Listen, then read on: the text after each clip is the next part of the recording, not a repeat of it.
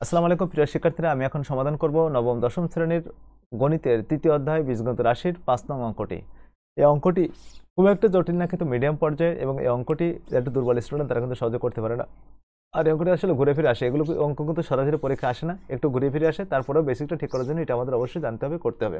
তা আমি এখানে দেখাবো যে এই লেফট হ্যান্ড সাইডটা ভেঙে কিভাবে করা যায়। তার আগে আমাদের একটা জিনিস খেয়াল করতে হবে।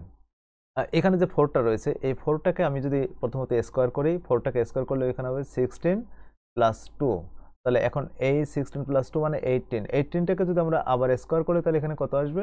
এখানে আসবে 324। 324 মাইনাস 2, তার মানে হলো 322। এটা আমাদের মিলে গেছে। ঠিক আছে, এই 4 থেকে আমাদের এইভাবে আসবে। যেহেতু 4 আমার এখানে আছে, আর আমার এখানে প্রথম যে মানটা দেওয়া আছে x minus 1 by x equal 4, এখানে কোনো পাওয়ার নেই, জাস্ট এখানে এক্স মাইনাস 1 বাই এক্স থেকে আমার আগে এক্স স্কোয়ারে যেতে হবে, তারপরে ওখান থেকে আমরা 4-এ চলে যাবো। এটা হলো নিচ থেকে উপরের দিকে যাওয়া। ঠিক আছে, যে মান দেওয়া আছে তার থেকে লেফট হ্যান্ড সাইডে চলে যাওয়া। আর ওইটা না করে আমরা যদি সরাসরি যদি লেফট হ্যান্ড সাইডটাকে ভেঙে বিশ্লেষণ করে নিচের দিকে নিয়ে আসি, তাহলে আমাদের এটা করতে হবে। তারপরে চলে যাচ্ছি লেফট হ্যান্ড সাইডে। x to the power 4 plus 1 by x to the power 4। এখানে x to the 4 আছে, এটাকে আমরা ভিতরে একটা স্কোয়ার এবং ব্র্যাকেট দিয়ে বাইরে একটা স্কোয়ার দিয়ে এটা ভেঙে নিলাম, প্লাস 1 বাই এক্স স্কোয়ার, এখানে এক্স স্কোয়ার। তাহলে আমার দেখো সেখানে এ স্কোয়ার প্লাস বি স্কোয়ার, সেই সূত্রটা তৈরি হয়ে গেছে। এখানে যে অনুসিদ্ধান্ত আমরা দেখেছিলাম 1 নম্বর অনুসিদ্ধান্ত, সেটা কিন্তু তৈরি হয়ে গেছে। তাহলে এখানে থাকবে x square plus 1 by x square whole square minus 2 x square 1 by x square.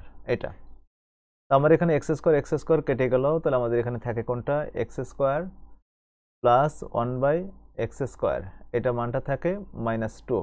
এখন আমার আবার সে x square plus 1 by x square, এই মানটা বের হয়েছে। এখন আমরা যদি এখানে এইটুকু যদি বাদ দিয়ে দিই, মনে করো এইটুকু নেই, তাহলে আমার কি আসে? এখানে x square plus 1 by x square, এই মানটা কিন্তু আছে। তো আমরা এটা কি করব? এখন এটা আবার এ স্কোয়ার প্লাস বি স্কোয়ারের সূত্রটা বসাবো, অনুসিদ্ধান্তটা বসিয়ে দেবো। তাহলে এখানে থাকবে এক্স মাইনাস 1 বাই এক্স। এখন এখানে প্লাস ছিল, মাইনাস কেন বসালাম? তার কারণ আমার এখানে মানটা দেওয়া আছে মাইনাসের। তা আমি যদি এখানে প্লাস বসাই, তাহলে মাইনাসের মানটা আমি কি করব?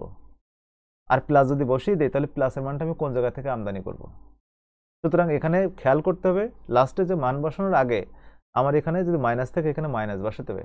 এখানে বর্গমূলীয় যে ধরনের মানে মানে যে বর্গমূলীয় যে সূত্রগুলো আছে এবং অনুসিদ্ধান্তগুলো আছে, এখানে প্লাস মাইনাস চেঞ্জ করা যাবে, এটা জায়েজ আছে। ঠিক আছে, কিন্তু ঘনের ক্ষেত্রে গেলে, যখন পরবর্তী চ্যাপ্টার ঘন আছে, ওই ঘনতে গেলে কিন্তু এখানে প্লাস মাইনাস যা থাকবে, যে মান দেওয়া থাকবে সেভাবে করতে হবে, কোনো চেঞ্জ চলবে না। তো এখন আমরা এখানে whole square plus 2x 1 by x, এইবার যে এখানে সেকেন্ড ব্র্যাকেট দিয়ে এই যে ব্র্যাকেটটা ছিল স্কোয়ার মাইনাস 2, এটা বসাবো। তাহলে এখানে x, এটা আসলো, এখানে 4 বসাই দিলাম, 4 square plus 2, second bracket close করলাম, হোল স্কোয়ার মাইনাস 2। এখন এই মানে এইটা আমাদের সমাধান করতে হবে। তাহলে আমরা এখানে লিখছি 16 plus 2, second bracket whole square minus 2, তাহলে 18 হোল স্কোয়ার মাইনাস 2 সমান কত? সেখানে আমি আমার ছবিটাকে একটু উপরে তুলে নিই। এখানে কত আসবে? এখানে 324 মাইনাস 2, এখানে থাকবে 322। এই যে ইকুয়াল রাইট হ্যান্ড সাইড মিলে গেল। ধন্যবাদ সবাইকে, ভালো থাকবেন সবাই।